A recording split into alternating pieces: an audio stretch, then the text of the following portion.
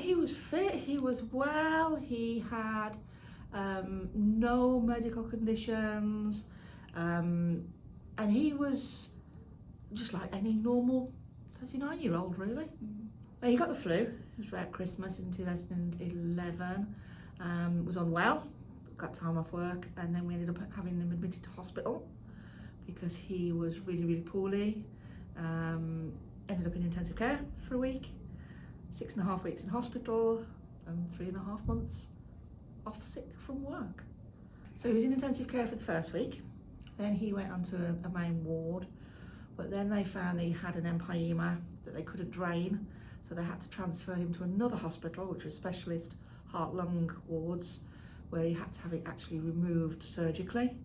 And then it was up there that he also developed scarlet fever because of the bug that he'd had in his lungs.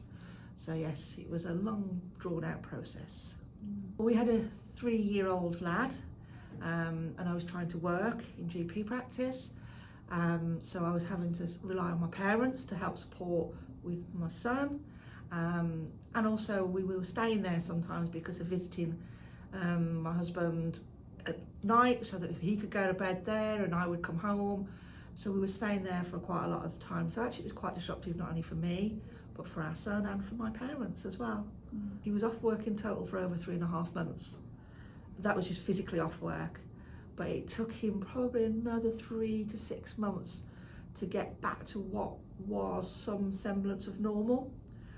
But even now, we're talking 14 years down the line, because of the surgery, he will have tweaks where the scar tissue is on the lungs. So he will have tweaks and pulls that still, even now, cause him some problems. Because believe me, if you get flu and then you get the complications from it like he did, you really don't want it. For the sake of potentially, 24 hours with a bit of fever, it's much, much better than actually having flu and its ongoing complications.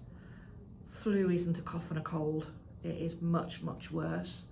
And there are a lot of people that do get hospitalised through it. So really, for the sake of a day, get your flu vaccines.